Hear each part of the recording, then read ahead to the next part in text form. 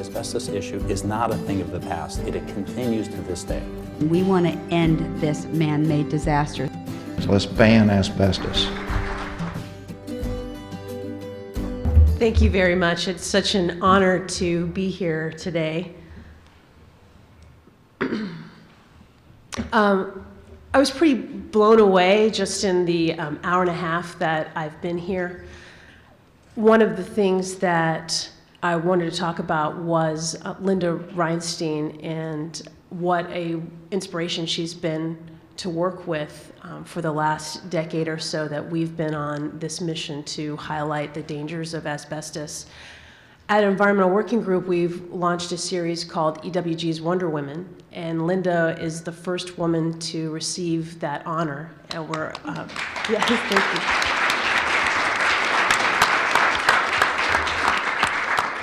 And it's to honor women who are warriors in environmental health. And what was so interesting as I sat down at lunch today and opened up my colleague Andrew's program, I immediately got to Janelle Beadle's page, her honor page, and I was blown away that it cites Wonder Woman and that her family not only said they're super proud of her and that she's every bit of what everybody says about her. She's a Wonder Woman, but actually had a cite from the TV series. And it says, "Please take my hand. I give it to you as a gesture of friendship and love and of faith freely given. I give you my hand and welcome you into my dream." I did not cry at lunch, but I was this close, and just really, it really underscored how important this organization is, because when you spend a lot of time on Capitol Hill like I do, you have a lot of conversations about different sections of such and such law and subsection A2 and what does this mean or what does that mean or representative so-and-so. And it is so important for all of you to share your stories, no matter the grief and the pain that you've gone through. But it's very important that we make sure that no one forgets and that we really learn from this experience. So with that, I am going to talk about the toxic dump of asbestos. And the reason that we have stories like you just heard is because our federal environmental toxics law is completely broken. It's called the Toxic Substances Control Act. It was passed in 1976, and it is usually used as an example of our weakest federal environmental law, and it's the reason that asbestos is still on the market, and I'll talk about that as we move forward with our conversation. In 2004, Environmental Working Group, the group that I lead, started a project called Asbestos, Think Again, because it's something that we've all heard of, especially of those of us growing up in the late 70s, early 80s. We remember asbestos abatements in schools across the United States. It's something that most people think was dealt with in the 70s, and we just heard that in the last presentation. Most people think that asbestos has been banned when in fact it hadn't. So at Environmental Working Group, what we did is that we took thousands of documents that had been unearthed from litigation against the asbestos companies, and we put them online in a searchable database. And many of you who have been involved with litigation, these documents will seem pretty familiar to you. But for the general public, it was very, very shocking to see the company's own words, what they knew, and when they knew it. We also looked at the master death file, which is the government maintains, and we tracked asbestos-related deaths from 1979 to 2001 to be able to really tell the story of people's lives that have been impacted by this really toxic material. So we showed in our report that the health effects of asbestos have been known and documented for more than 100 years, and that industry, without a doubt, covered up these health effects. We also were able to share with the general public, and it's a message that we need to constantly repeat and constantly remind people, that asbestos is substantially banned in 55 countries, but that it's not banned here in the United States, and we actually import asbestos, 1,000 tons a year. Again, this may be knowledge that's very familiar to many of you who've been touched by asbestos. For the general public, it still is a shock. We showed in 1924 asbestosis was identified in the UK. And in 1934, the Attorney's Textbook of Medicine, which is an insurance handbook, actually noted that asbestosis was, quote, incurable and usually results in total permanent disability followed by death.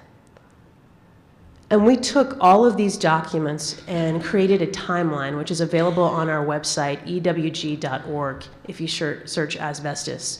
So readers could come to our site and interact with these documents and see what many juries may see across the United States, but very few individuals are able to see and read for themselves. We highlighted documents like this.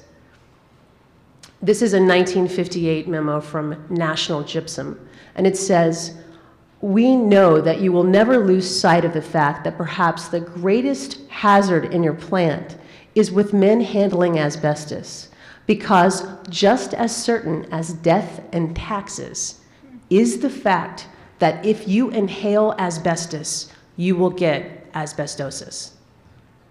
1958 memo. This is another memo from 1968 from Bindex, which is a contractor with the Johns Manville Company, which I'm sure you're very familiar with, another manufacturer of asbestos. Note the third paragraph. My answer to the problem, and that's the asbestos problem, is if you have enjoyed a good life while working with asbestos products, why not die from it?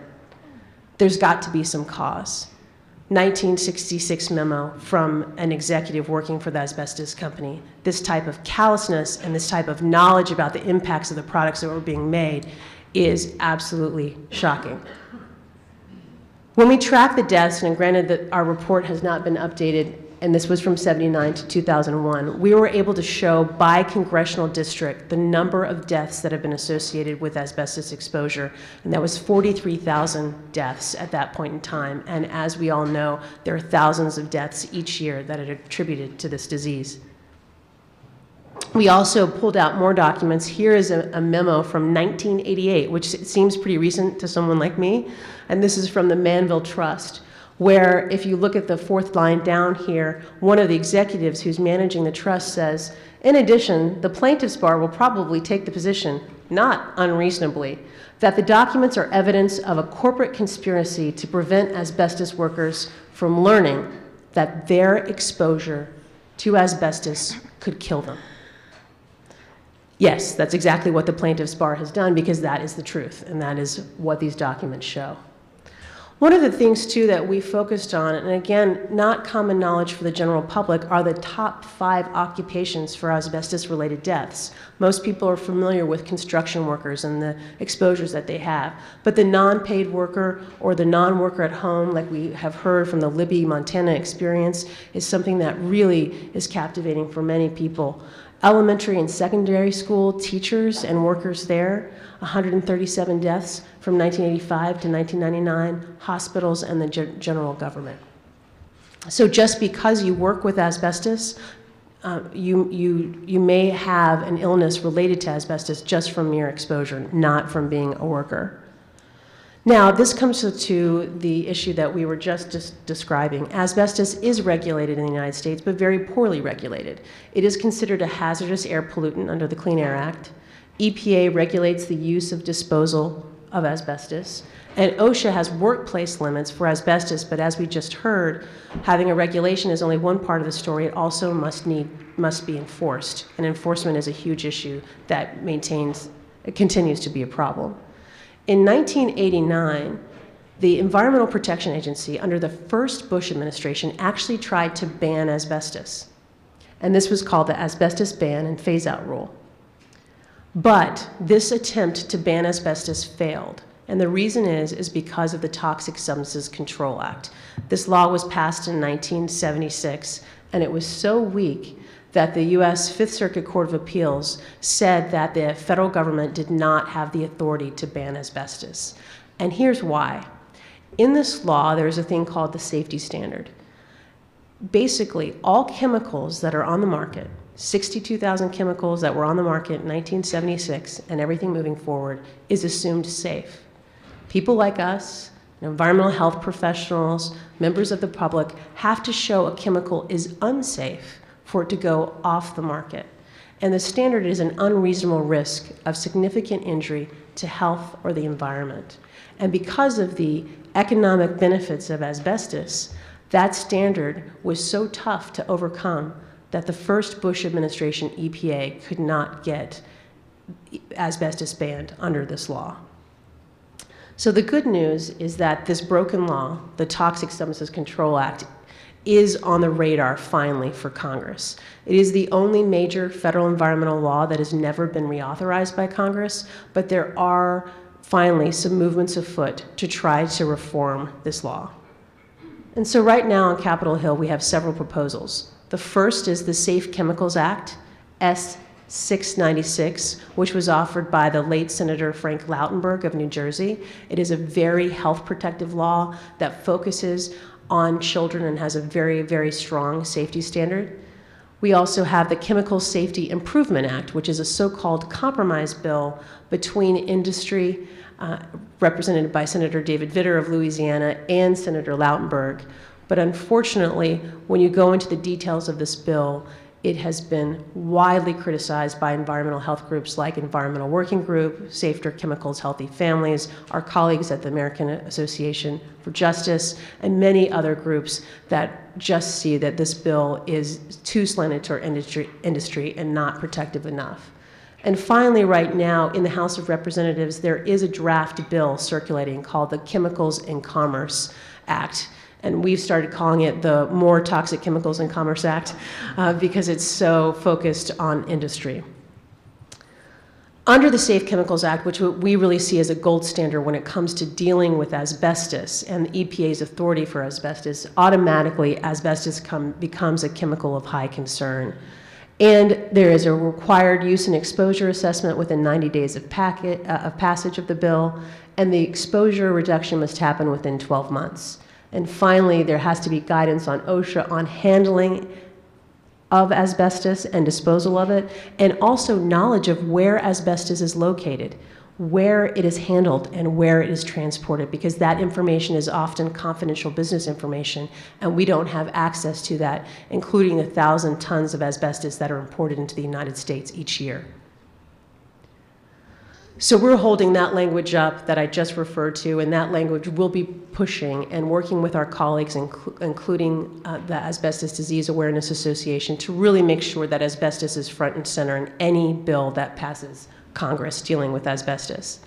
I wanted just to take a quick look at what's happening in the 113th Congress as it relates to asbestos to make sure that you have a heads up on that.